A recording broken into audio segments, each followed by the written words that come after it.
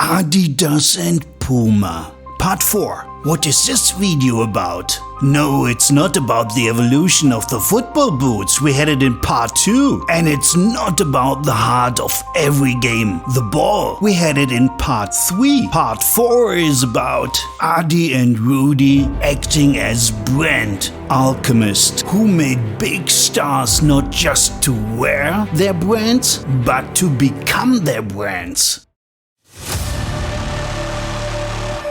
In the following, you hear and see some of the famous Adidas and Puma brand ambassadors like Freddie Mercury, Sylvester Stallone, and for sure Steffi Graf and Boris Becker, Eddie Merckx and Apatapati Rosie.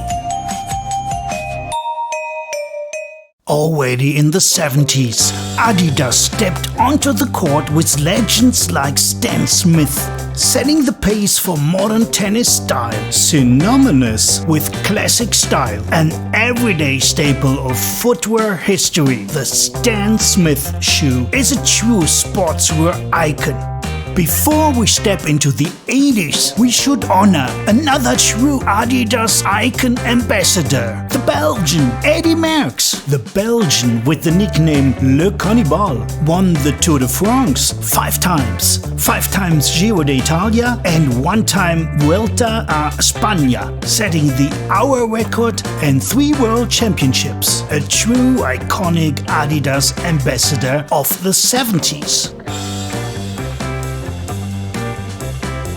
Tennis in the 80s, a battle between Adidas and Puma. Guillermo Vilas was one of the most notorious and successful players during the 1980s era, wearing Puma shoes. But before he could legally drive a car, he drove the tennis world crazy. 17-year-old Boris Becker, with his fiery hair and fearless dives, won Wimbledon first in 1985, wearing the Puma mountain line. But on the other side of the fence, there was Steffi Graf, 17 years old, 107 titles, 22 Grand Slams. Steffi Graf wasn't just dominant, she redefined women's tennis. Adidas stood by her through every forehand and every fight back, building a brand around her balance and elegance and intensity. She was perfection in motion, and Adidas had the good sense to make her their face of excellence. Definitely one of the best Grand Slams of Adidas.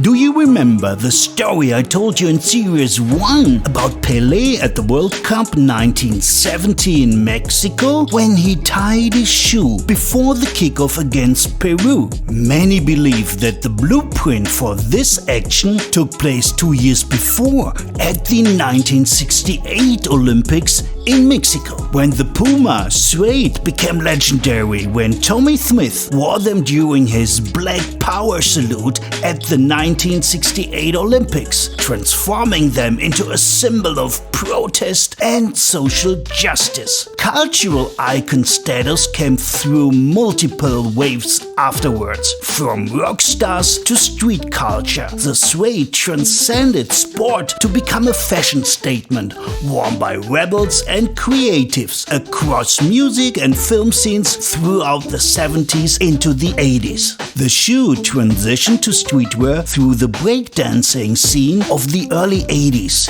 B-boys choose Suedes for their grip and style, making them essential gear for street dancers worldwide. They became a hip-hop essential when the Beastie Boys wore them religiously in the mid-80s.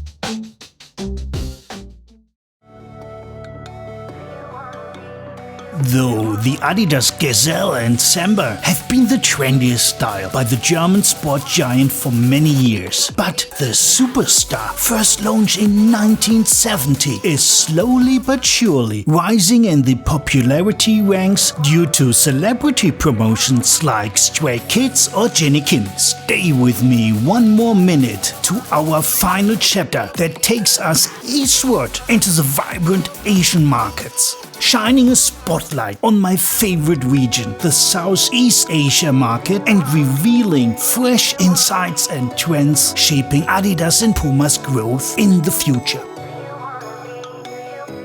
My favorite campaign is running on that side of the world by Adidas Indonesia. The Island series is a tribute to the soul of Indonesia and every move you can do with Adidas.